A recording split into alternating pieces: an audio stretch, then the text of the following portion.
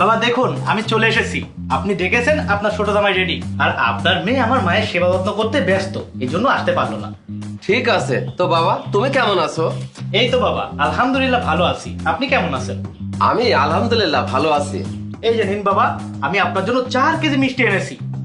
আমি একা মানুষ, একা বাড়ি থাকি, তো এত মিষ্টি কে খাবে? এসো ভেতরে এসে বসো বাবা।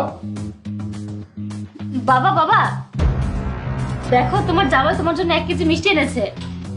আমার ফকির জামাই আমার জন্য 1 কেজি মিষ্টি এনেছে। আর দেখো তো আমার ছোট জামাই আমার জন্য 4 কেজি মিষ্টি নিয়ে এসেছে। বাবা তুমি এভাবে কেন বলছো? তোমার বড় জামাই যতটুকু সামর্থ্য ও তার নিজের সামর্থ্য অনুযায়ী এনেছে। আচ্ছা এসব বাদ দাও, তুমি না বলেছিলে যে কি ইম্পর্টেন্ট কথা আছে নাকি? তো ভিতরে চলো। হ্যাঁ ভেতরে তো যাবো, তবে সবাই না, আমি আর আমার ছোট জামাই যাব।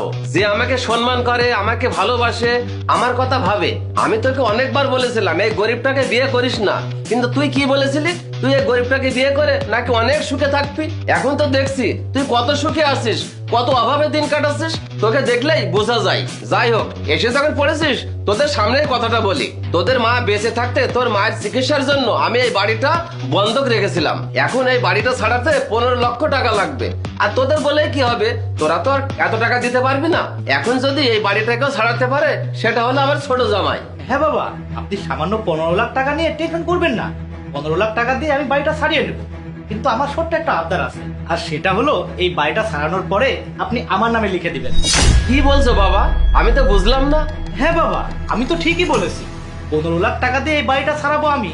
সেই সূত্রে তো একটা ইনভেস্ট হয়, তার মানে তো বাড়িটা আমারই। আর আমি তো আপনার ছোট মেয়ের জামাই। আপনি তো সবসময়ই আপনার ছোট মেয়ের সুখ শান্তি কামনা করেন। তাহলে এই বাড়িটা যদি আপনি আমাদের নামে লিখে দেন, তাহলে তো আমরাই সুখ শান্তি থাকতে পারবো। এই বাড়িটা আমি যদি তোমার নামে লিখে দিই, তাহলে আমি কোথায় থাকবো? বাবা এখন আপনার বয়স হয়েছে, আমি আপনাকে একটা সুন্দর দেখে বৃদ্ধাশ্রমে রেখে আসবো। এখানে আপনি আপনার বয়সের লোক অনেক পাবেন, তাদের সাথে ঘোরাঘুরি করবেন, আড্ডা দিবেন, আপনার ভালো মতো সময় কেটে যাবে। আর এখনকার বৃদ্ধাশ্রমগুলো অনেক উন্নত, ওখানে অনেক রকম সুযোগ সুবিধা রয়েছে, আর উন্নত মানের চিকিৎসাও রয়েছে। এই তুমি চুপ করো।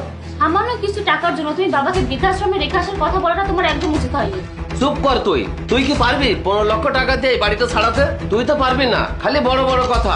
এই বাড়িটা ছাড়াতে গিয়ে আমাকে যদি বৃদ্ধাশ্রমে থাকতে হয়, তাতেও আমি রাজি। বাবা আমি তোমার পক্ষ নিয়ে কথা বললাম, তারপর তুমি আমাদের সাথে এমন ব্যবহার করলে। আচ্ছা ঠিক আছে, আমরা চলে যাচ্ছি, কিন্তু আমরা যাবার পরে তুমি এই মিষ্টির প্যাকেটটা অন্তত একবার খুলে দেখো। তোর এই মিষ্টি আমি কুকুর বিড়াল দিয়ে খাবো।